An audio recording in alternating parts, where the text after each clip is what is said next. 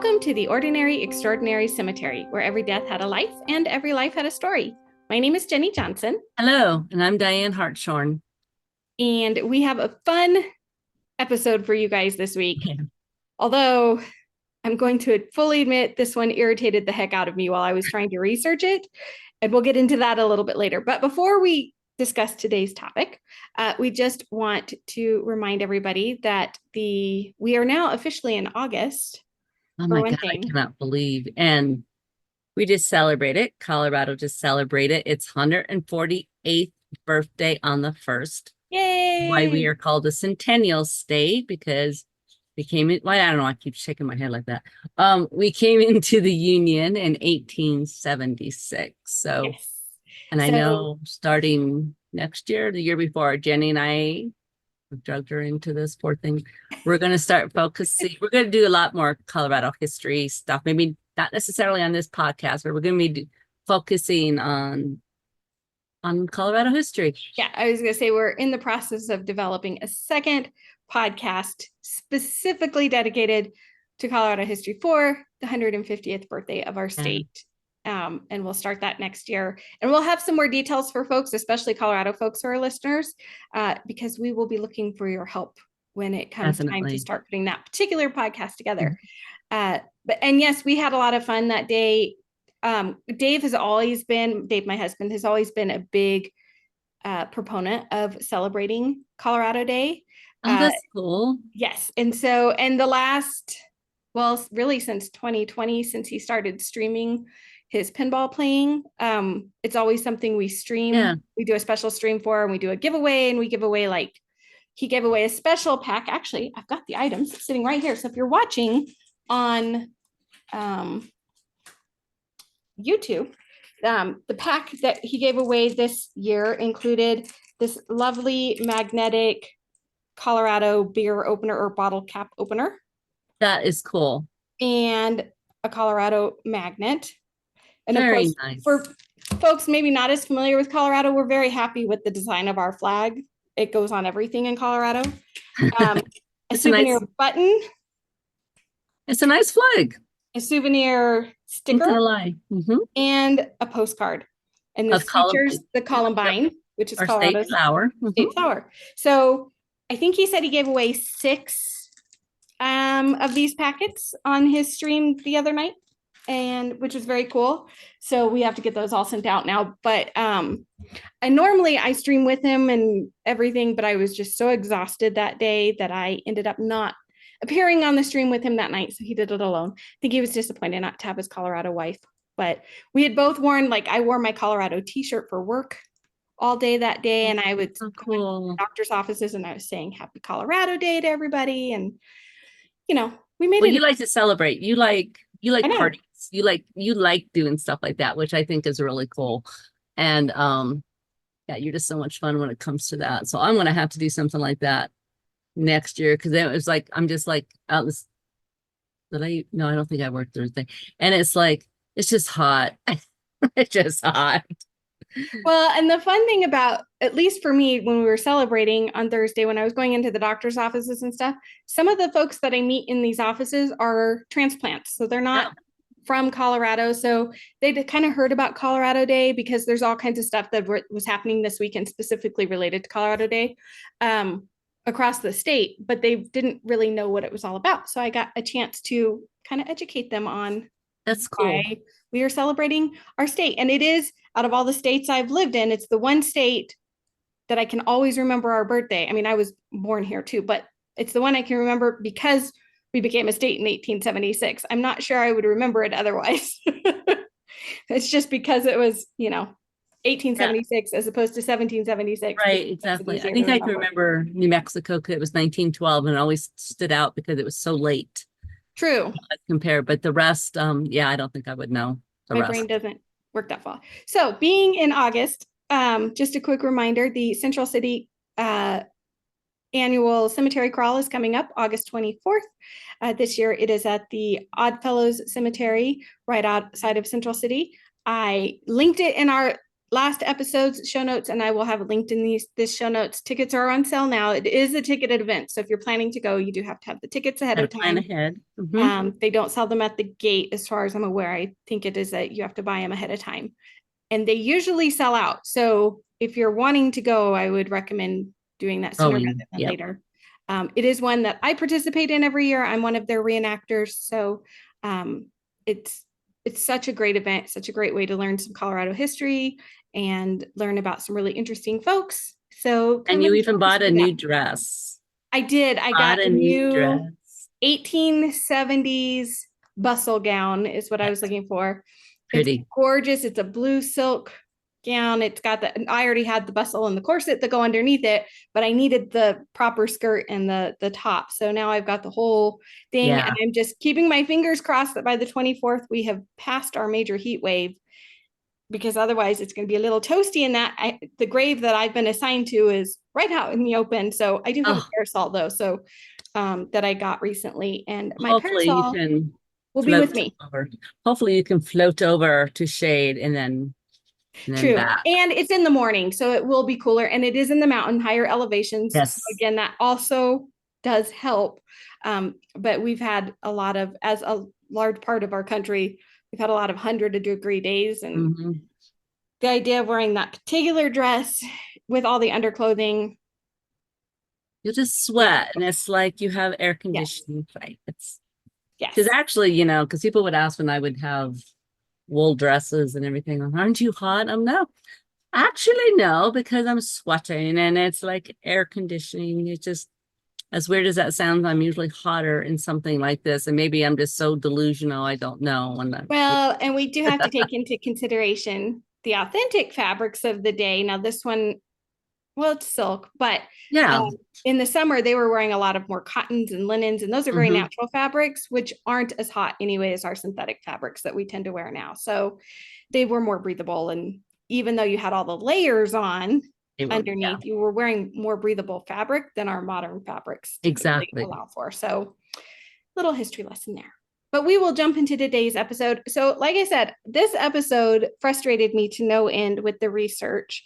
And it may be the last time we ever cover a con man at this point, because researching a con man prior to modern technology is incredibly tricky.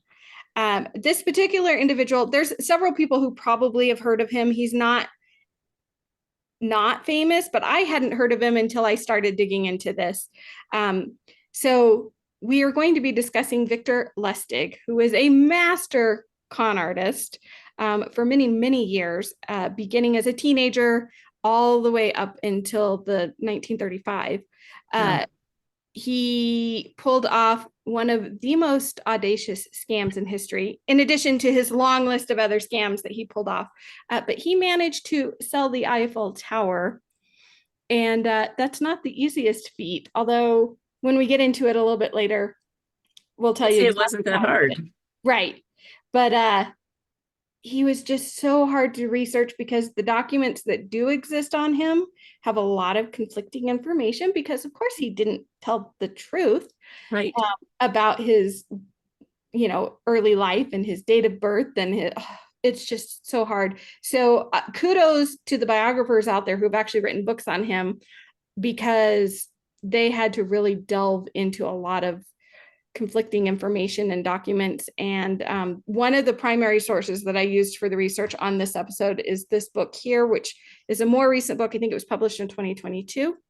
But it was The Man Who Conned the World, Victor Lustig. It's written by Christopher Sanford, and he will tell you in the beginning of the book that he actually started his research on Victor during the pandemic and the shutdown. So he had plenty of free time, and then it just became a passion to figure out who the heck this man was.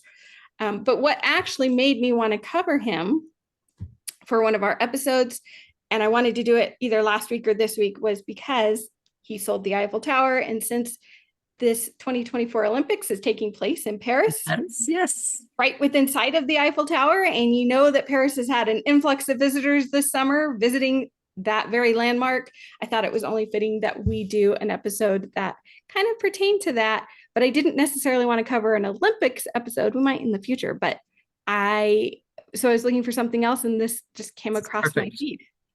But yes, like I said, this might be the last time I ever do a con man. So Victor the Count, which he was not really a count, but Victor the Count Lustig was born January 4th, 1890 in Hosten, Bohemia, Austria-Hungary, which is now the Czech Republic.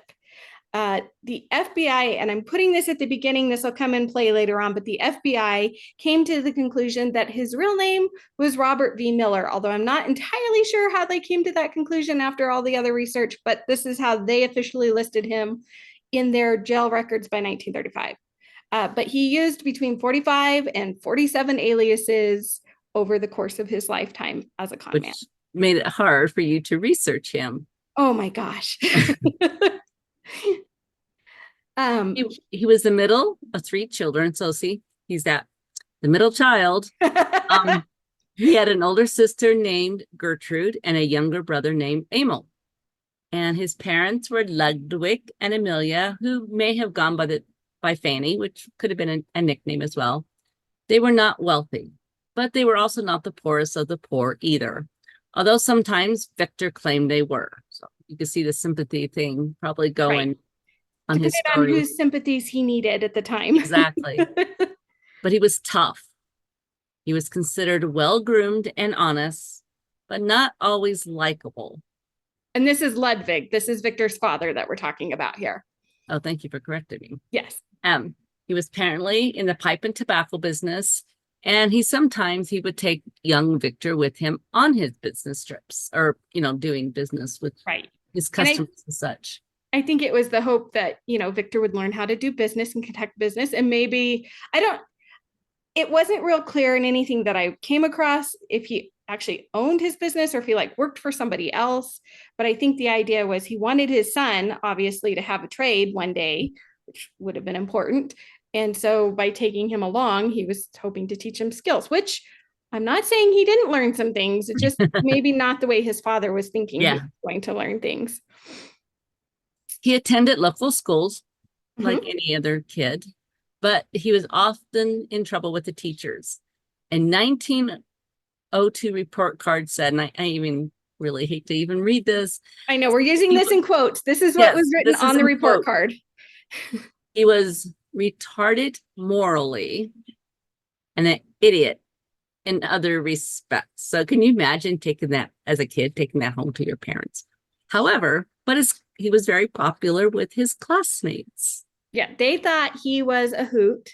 He was even as a young boy very sociable, so he made friends easily, or at least he appeared to make friends easily. Right. And because he was not afraid to talk back to his teachers, which apparently he often did. Like if the teachers did or said something he didn't like, he let them know. He was kind of a schoolyard hero in that respect. And also it sounds like he was probably that kid on the playground who, if you were dared to do something or whatever, he was going to do it. He wasn't going to not do what he was dared to do. So he was a troublemaker. And something I didn't include in these notes, but I had read, I think it was in the book. At one point though, even though he didn't always get along with his teachers and everything, going to school was important to him. And he did have most of the time perfect attendance. So he wasn't skipping school and he wasn't doing any of that. He was showing up. He just was a troublemaker according to his teachers.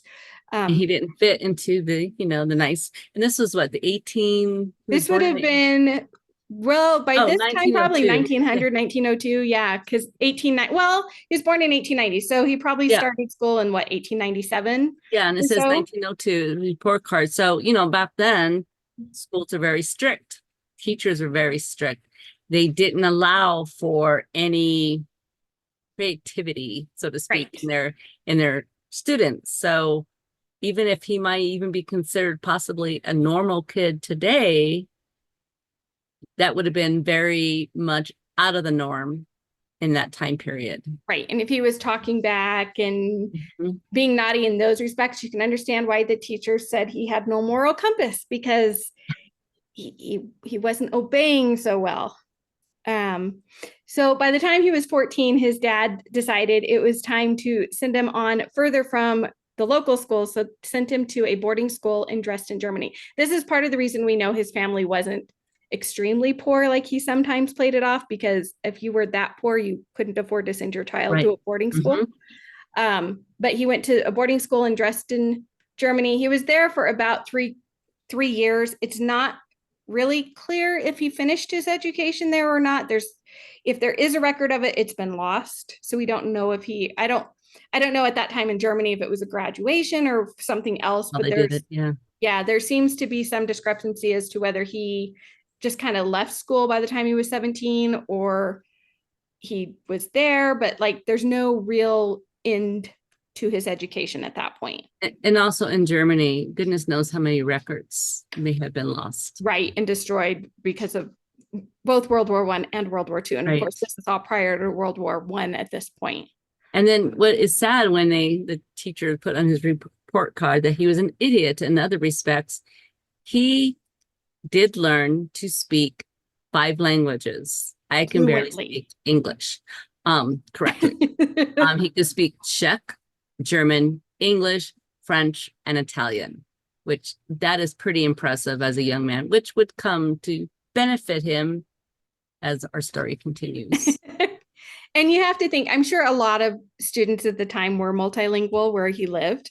I mean, that Austria-Hungary area before it became Czech Republic, or Czechoslovakia, not even Czech Republic, became Czechoslovakia after World War I, and then it changed hands. I mean, he lived in that part of the country, or he grew up in that part of the country that changed hands often, depending on what war was happening at what time, like just that part. So they would have learned all those languages. But as he grew up and was more out into the world with adults, people would be impressed and intrigued by someone, even though the languages were pretty close, except for maybe English, French and English, that would, he could pass himself off as a count or a high person of high standards as well, too. Totally. Though he may not have impressed his teachers, which we have discussed, which, sometimes that's the case, Victor was a terrific study of anything that truly interested him. This is how he became proficient at card games and other tricks that unfortunately led to his early criminal career. Yeah, I mean, he started learning that stuff around 14, 15 years old. And at one point I read, and he did this even as an adult, but even as a teenager, if there was a trick he really wanted to learn, he would spend hours alone practicing it over and over and over. So this included card tricks, billiard tricks, because that was another game he loved to fix, was billiards. Anything that was sleight of hand, he would just spend hours on his own until he had mastered that technique. But he also really enjoyed reading. And he would, according to later people who knew him later in life, he read everything. He was, he continued to read and continued to learn about so many things. He was also very interested in psychology, which makes complete sense for a con man. And he would study humans, like the psychology of humans and why humans do what they do. And he read a lot of that. At one point, apparently he met Carl Jung, who he was very interested in. And they had a whole discussion, so like all these things went around as a young man in his head. And just when you think about all of the stuff that he learned and he absorbed, it just led on to help him continue his career as a criminal. And it's shame, because imagine if all that education and all that talent, and those were gifts. I mean, that just he had a gift for that. For when it was probably, you would probably consider it being OCD, or maybe even on the spectrum to some point. And I'm not saying anything, but to some point, just that it's a shame he didn't take those skills and use them for good instead of criminal aspects. And Jenny has a picture of him up there, and there was other pictures that I was looking at before the podcast that in his eyes, you could see there's just something very calculating when Mhm. imagine him looking at you, and it was almost, you would almost be like afraid to say no to this man, I think. Which we will find out later happened quite often. Uh, he he did, as a younger man, have aspirations to be either a writer or an architect or Mhm. something in arts. That's what he told people he wanted to do. I think for as brilliant as he was, though, he didn't want to actually go the full legal route of getting to those types of jobs. And I think also, and this is probably just the way his mind worked, he was fascinated by being able to outsmart people. That's what I was going to say with the psychology part. He became where he could read people, and maybe because he was so smart, I think that's part of it. He was no dummy. He was probably a brilliant man in some aspects that he could just see how easy it would be to take advantage and manipulate these people. And he was going to benefit him because people maybe weren't as smart as he was. Right. Oh, So go ahead. initially, he did work in various professions, and actually, even over the years, he did have some legitimate jobs over time, because there were times in between crime sprees where he still had to feed and clothe himself and shelter himself. So he'd worked as a fishmonger before and some other things that were truly legitimate jobs. He impressed his bosses when he did these jobs because he showed up on time. He worked really hard. Like, it wasn't like he was lazy. Right. It wasn't the job that was going to make him super wealthy either. It was just the means to the next trick for him. So he did all of this, but he really did gravitate towards all those criminal activities. His earliest cons from the time he was a young man, teenager, so we're talking at this point more like 17, 18, 19 years old, included small time swindling and forgeries. He got very good at forgeries, fixed card games, or even sometimes working with a partner to do Mm-hmm. card games, whatever it was. His pre-World War I, so prior to the war, a lot of his cons were committed on ocean liners that were sailing between New York and France. And a big part of that was, think of who the first class passengers were on these ocean liners. Mm-hmm. Some of the richest people in the world. Exactly. And those gentlemen, especially, they would have casinos on these liners, and they would go sit in these casinos and they would play card games. And Lustig was very good at these card games. And sometimes he had a partner who would also help him, and they would fix the game together or whatever it was, but could so easily and smoothly con these millionaires out of hundreds or thousands of dollars per trip. And he just went back and forth, and he would use a different name every time, and he would be this different person every time. But because he was so smooth and Yes. polite and looked respectable in most cases and sounded respectable, that even when somebody figured out they had been conned by him, they kind of just let it go. Yes. Because it was like, he probably didn't want to admit that this man got one over on them, and we'll hear the big one that nobody knew about because the man didn't want anybody to know he was fooled. Yes. Oh, And you can imagine, because he is well dressed. They mhm, said he was always well dressed, but being able to come in, he could portray himself as a count, even speaking German, and being able to associate with these first class passengers. So why would they not trust him?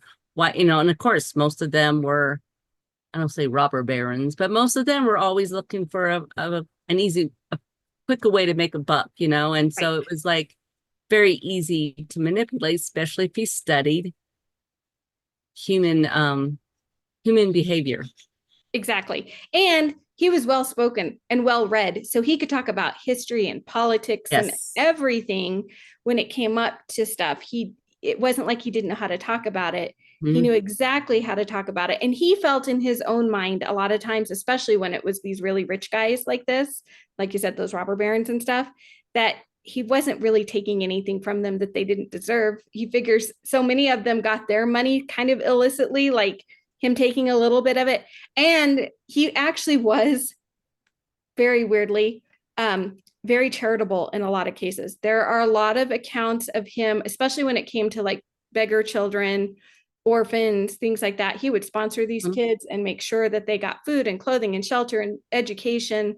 And so he did actually give to charities and stuff. So there was this point where when you read different accounts of him, he has sort of this Robin Hood persona, taking from the rich and giving to the poor, which it wasn't exactly his persona.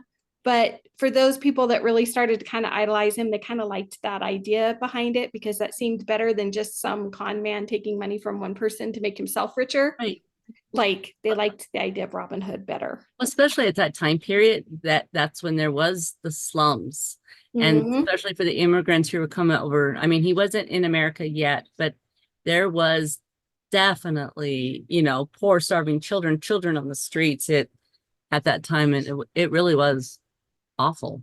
Well, in his first, when he finally did come to America to live, because he sailed back and forth for a long time, but primarily was living in Europe at the pre-World War One. But when he did actually come to America and live for about 3 years, he lived more in the slums of New York for a while because he didn't Mhm. have any money yet, and he had to work his way up. And he loved New York for the fact that the really, really rich were there and the really, really poor were there, and you had that major contrast between the nasty, dirty, filthy Oh, slums mhm. and the shining big homes and businesses of the rich, and it was all in the same location. It was very exciting to him. They And really weren't that far apart either. no, and it really got his wheels turning, and it was like, how can I do this? The other thing that helped him out a lot was he was very good with the ladies. So he was definitely a ladies man starting as a teenager. And he had many, many, many girlfriends who would claim to be his fiance. There were several times, especially early on in Europe, where he would be arrested for one con or another, and the cops would have him down there, and he'd be like, "If you just talk to my fiance, she's this perfect, sweet angel. She would never do anything in trouble." And this woman would vouch for him up and down, and the cops would let him go because why would this beautiful, perfect angel of a young woman ever make up a story about the gentleman she was with? And so he got away with quite a few things in the beginning because he was so Yeah. friendly with the ladies. Well, again, he understood human behavior. And so then he would know this is, to gain the loyalty of a young lady, this is, they would want to be treated with respect and that. And then this was, what would you call? These are his 10 commandments, or these are Victor Lustig's 10 commandments. I don't know from what I was reading that he ever actually wrote these down anywhere or whatever, but they're always attributed to him from everything I read. So the first one is be a patient listener. It is this, not fast talking, that gets a con man his coup. Never look bored. Wait for the other person to reveal any political opinions, then agree with them. Let them reveal religious views, then have the same ones. Hint at sex talk, but don't follow it up unless the other fellow shows a strong interest. Never discuss health unless some special concern is shown. Never pry into a person's personal circumstances. They'll tell you eventually. Never boast. Just let your importance be quietly obvious. Never be untidy and never get drunk. I love that because I mean, that like we were talking about ahead of time, it's almost like Dale Carnegie's How to Win Friends and Influence People, and Victor just added and How to Manipulate People as well. So I mean, it's almost stuff you can to have to work almost, I don't want to say work, connect with people today is almost the same thing, you Right. know? And some of it is for himself, like, right? Like Yes. to never be untidy, never get drunk. Mhm. So he did not usually appear. There's a few instances where he did appear untidy, and that was on purpose because, again, it depended on the con he was working on. And then never get drunk. He would get people drunk Right. But and he he would would never get drunk. pretend to be drinking with them, but most of the time he didn't allow himself to get drunk because he knew you lose your inhibition, and then Mhm. that's how you lose your con. So like little things like that, and like the agreeing with their politics and agreeing with their religion, but don't bring it up on your own. Let them tell you. Right. And of course, the big thing for him is really being patient. And of course, the never look bored, which I love that. And that is why I think he was able to engage so many people because they thought he was such an extraordinary listener And then he had the responses they were looking for, whatever it Exactly. might have been. And his, like I said, when he early on, he was doing like card tricks, poker games. He would fix horse and dog races, all of that kind of stuff. But he also took advantage of, and this was more post World War One.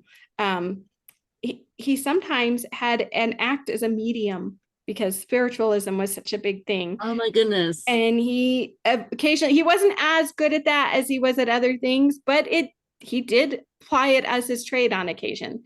So, the man was full of ideas, and what could he push next? He was constantly thinking of what's the next big thing and watching to see again what people are going to fall for. And Well, he used that. even when he served time in jail, he was always a model prisoner and was often well spoken of by his guards. So it's like, he was, Yeah, there yeah. were even a few times after he'd been arrested and put in jail where he's like, okay, yeah, I deserve to get caught for that because he did something that went against his 10 commandments and he knew he Right. screwed it up. So he deserved the punishment. And there were a couple of times, especially when he was younger, where he did get arrested and thrown in jail. And sometimes it was to his benefit because he didn't have any money or whatever. So now he had a roof over his head and food every day while he figured out what was going to happen next. So, Goodness knows the information he picked up and overheard, oh, for sure. So it was never probably a wasted time when he was in jail. No, I don't think he ever, for his entire life, probably never wasted time on anything. Right. Exactly. His aliases could be talked about. He had so many aliases. Yeah, these are just a couple of the aliases that you went by. It was Count Victor Lustig. I like that one the best. Or Baron Erich von Kessler.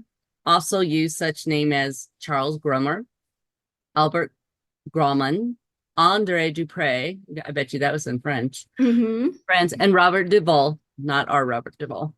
Whatever suited the people or the area he was in, conning at the time, which makes sense. And as we talked about, he definitely had a way with women, and he had many, many girlfriends. Definitely. And he broke a lot of hearts. It's so funny because there were some women that came forward later or had fond remembrances of, this gentleman who kind of swept them off their feet and wined and dined them and then took all their money. But, they still appreciated the way he treated them before he took all their money, which cracked me up every time I read that. I was like, really?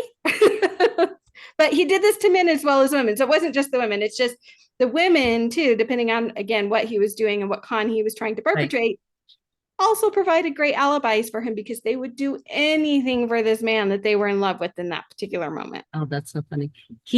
And then of course he would be around the upper class people. He loved going to horse and dog races, which makes sense because that's the betting and the excitement. Mm-hmm.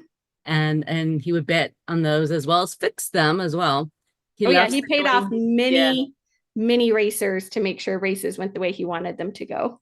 He loved sailing, gambling, billiards, and chess, which of course were I guess they were sort of the amusements of the upper class. Mm-hmm. And then he was also into, I don't know if ornithology is the right word. Yeah. They enjoy collecting and mounting butterflies, which is interesting because that seems to be a trend once again. But like we said, he was a prolific study of humans. He can converse on any and nearly any topic. And like we said, this was the skills that he made him a good con man. It's almost like, I don't want to never mind. I was going to say something else. Well, and the other thing that really helped him out, you have to think about the time period. This was the early 1900s. This is pre-World War I going into World War I. We didn't have technology like the internet where you could just Google somebody and find out, do a background check and find out if they're saying who they really are. If you sounded and acted and looked the part, and Victor Lustig was by no means the only con man doing this kind of stuff. No. There were a lot of them all over Europe, all over America, and they could get away with it because they could, when they needed to, get out of town real quick and be hard to find again because there was not an easy way to trace them because there wasn't, like today, there's so much technology that there's video cameras everywhere you go. If you're using any kind of electronic payment system, that's going to track you. Oh yeah, you can't just disappear and reappear somewhere else and pretend to be somebody new. But in the early 1900s, that was absolutely something you could do. Yep. And if you were good at it, you could get away with it for a really long time. Or even when you did get caught, which he did get caught a lot, actually, he got out of it so easily, either because he was able to talk his way out of it or have somebody talk their way out of it for him, or because he would skip bail or whatever, and Right, just exactly. move on. So yeah, that's how we get to the man most commonly known as Victor Lustig. Like I said, he went by so many names. We're sticking with Lustig because that's the name everybody seems to know him by, and the name that was, by the time he died, was printed in the papers. It was actually after World War One, where unfortunately there were many con men who began taking advantage of the post-war destruction. And there were many who claimed fake identities, pulled off scams, and then moved on to do it all over again. To quote the book that Jennie was reading, The Man Who Conned the World, Victor Lustig, the nationwide ban of alcohol, meanwhile, had an unintended consequence of making drinking a popular act of rebellion. The results were the bootlegger, the speakeasy, and the promotion of the idea that both sexes could equally enjoy a bracing cocktail rather than it being a largely male prerogative. It's funny when you try to stop something, then something else comes out the other end that was Right. worse than the drinking itself or the alcohol itself. This was also an era when column after column of the front pages of the Daily American Press shouted the news of pro and anti-Bolshevik riots, violent labor strikes, and of a widespread fixation with the threat and reality of terrorism. And this was in 1920. This was right. the end of World War I, going into the 1920s. When you add in a generally bullish stock market and 7 fat years of conspicuous consumer consumption beginning in 1922, the sudden and widespread popularity of true confession magazines and novels and yellow films, not to mention an obsession with spiritualism and even more exotic rites on the one hand, and the arguments of religious fundamentalists that the country was morally adrift on the other, you again had the ingredients for one of those turbulent, rackety, often chaotic periods when Americans, but also Europeans in this case, were kicking up their heels and generally taking things to extremes, which sounds very familiar to 100 years later. Unfortunately, yes. And Lustig was not the only man to sell famous landmarks. There was also the popular scam in both Europe and America. Some other landmarks to be sold included the Brooklyn Bridge. And you hear about that one. It's like, hey, I have a bridge to sell or something. The Met Museum in New York, Grant's Tomb, Big Bend, and the Taj Mahal. So yes, this was, and some of these things started before World War I, but it really took off during the 20s, where these men were coming in and being like, hey, I have access to this landmark and I can sell it to you for a bargain, and then you can do whatever you want with it. You can rebuild what you've lost. And right. Yeah. So everything post World War I that was going on around the world was the perfect storm for men like Lustig to make their mark. So let's talk about the Eiffel Tower. And before we get into his whole scheme, the Eiffel Tower was built between 1887 and 1889 for the Paris Exposition, and it was actually never meant to be a permanent structure. So it was interesting. The Eiffel Tower was built, or France built the Eiffel Tower. The Statue of Liberty was dedicated on October 28th of 1886.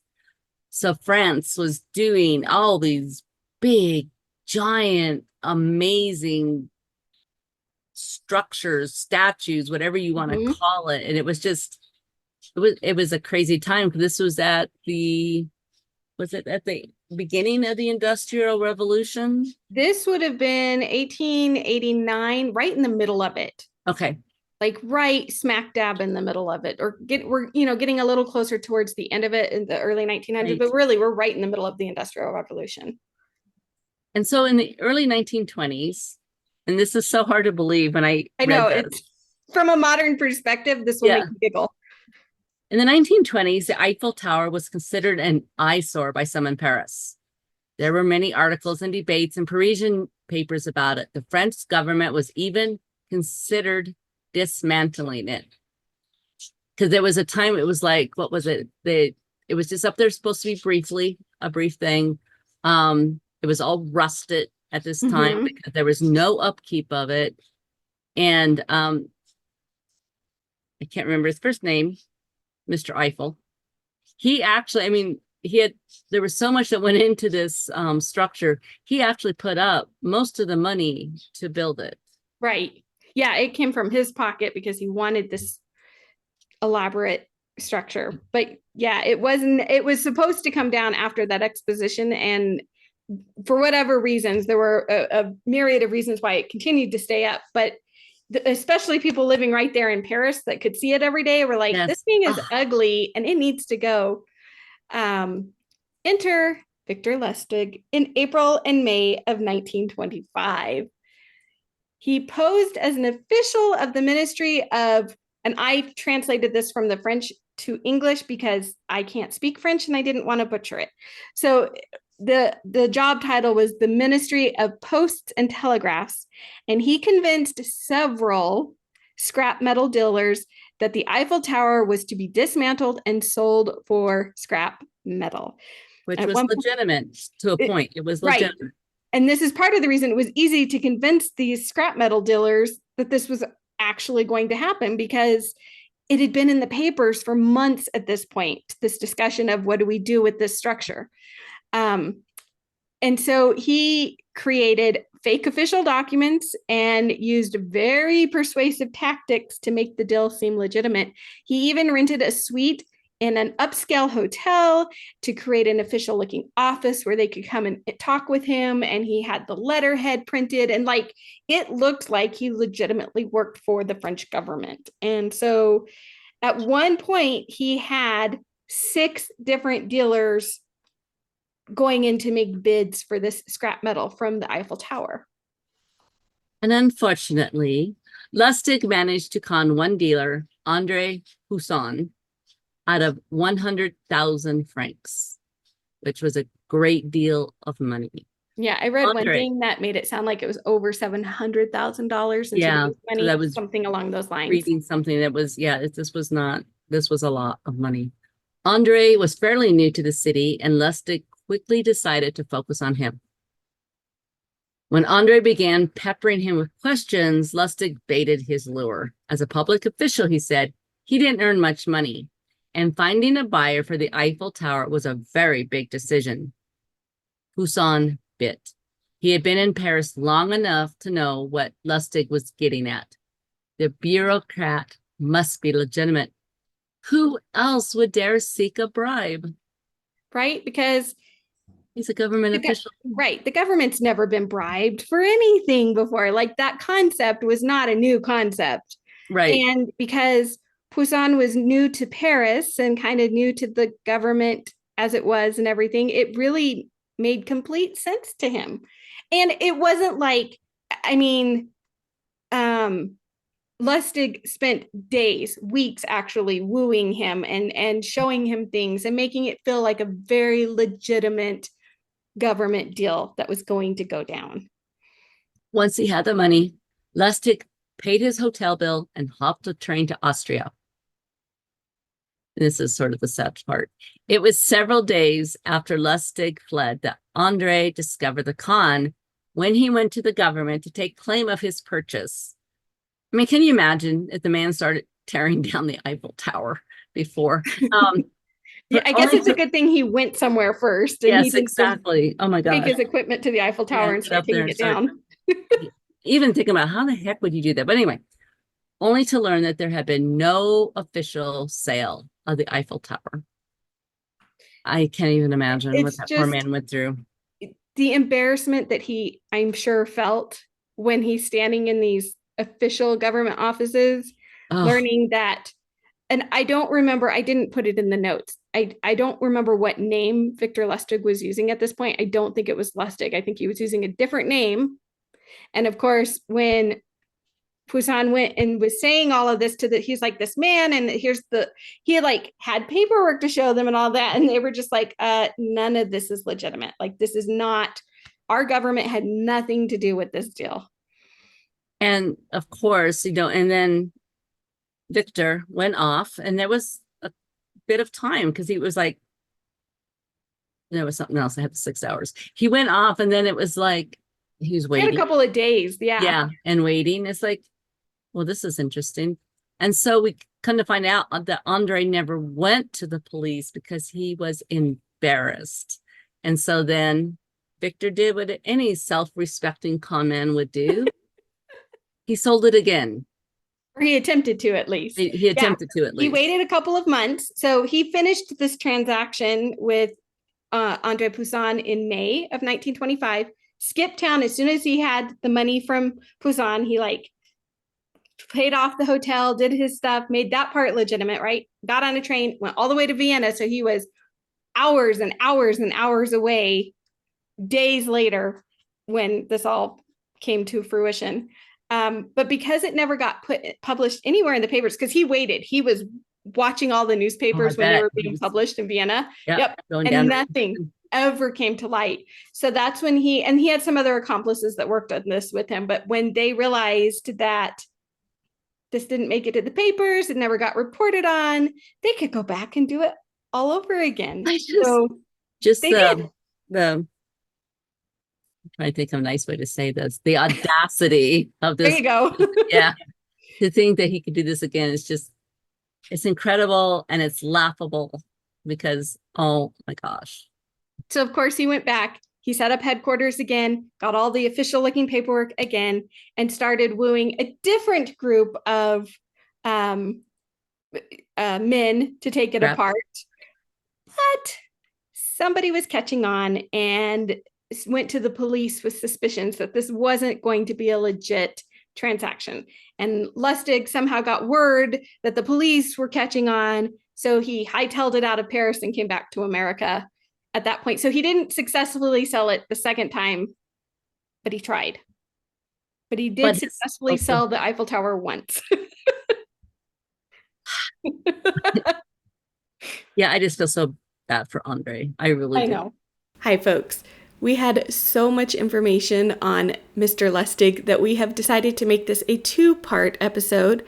So stay tuned next week for the rest of Victor Lustig's story. We thank you for taking time to join us today for this ordinary, extraordinary chat. To learn more about today's discussion, please visit our website, theordinaryextraordinarycemetery.com, where you will find additional links in our show notes. And if you're watching us on YouTube, be sure to give us a like and subscribe to our channel, The Ordinary Extraordinary Cemetery Podcast. This really makes us more visible to others on YouTube who may also enjoy our podcast. And please don't forget to visit us on social media, where we share all kinds of cemetery photos, quotes, tidbits, and more. We are on Facebook and Instagram at Ordinary Extraordinary Cemetery, and on X at OrdExtraCem. So OrdExtraCem. If you enjoyed this or any of our episodes, please consider leaving a 5-star review and a comment on Apple's podcast, Spotify, or directly on our website. You can also leave those same comments on YouTube. Your positive reviews and enthusiasm for our show help others who love cemeteries and history to discover us and all of our ordinary, extraordinary stories.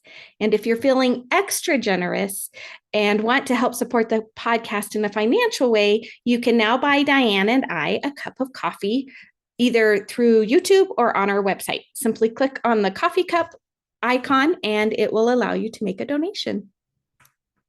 Until we meet again.